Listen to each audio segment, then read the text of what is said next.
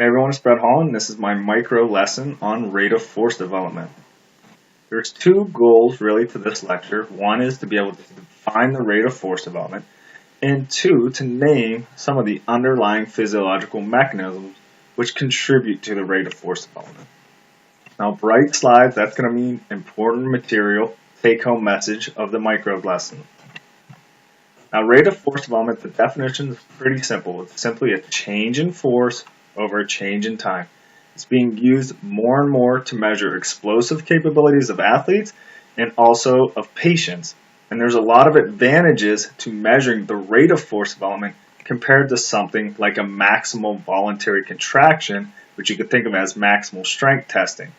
And the reason for that is most tasks in sports and functional daily tasks, such as maybe transferring sit to stand, they're limited by a time component. And so measuring how quickly the individual can generate force gives you a better idea of really where they are.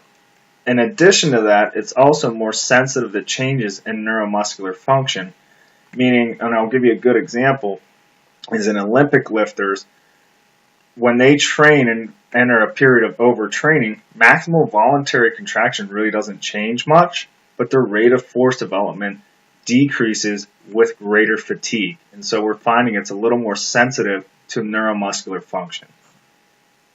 Now, rate of force development is generally measured on a graph, and it can be improved through various training modalities, heavy resistance training, explosive ballistic style training.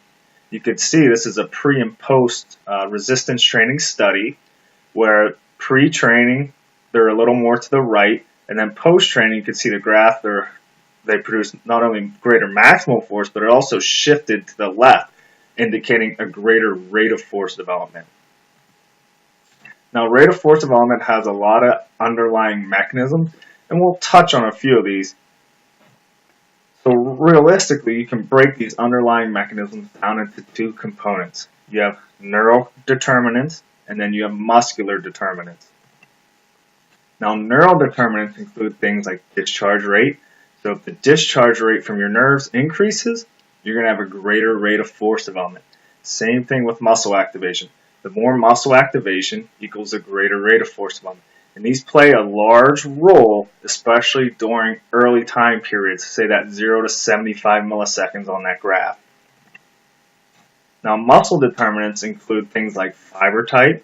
So the greater the fast twitch fibers you have, generally means you're going to have a greater rate of force development, especially later onset on the graph. Now, these may work synergistically with increases in discharge rate, so some of the neural determinants. And if you have an increase in discharge rate and you increase the amount of type 2 fibers early on, the faster the contraction. So remember, muscle contraction follows the size principle, but if you can fire fast twitch fibers earlier, then the faster the muscle contraction is going to occur. Cross-sectional area also is something that's significantly correlated with force development, meaning the larger the muscle, generally the faster they're going to be able to develop force. Muscle architecture, generally unknown, that includes things like pennation angle and fascicle length. So really, that's the conclusion of the micro lesson. So it's quiz time. So if you can define the rate of force development and then also name one neural and one muscular determinant of rate of force development. So I hope you enjoyed it, and I look forward to some feedback.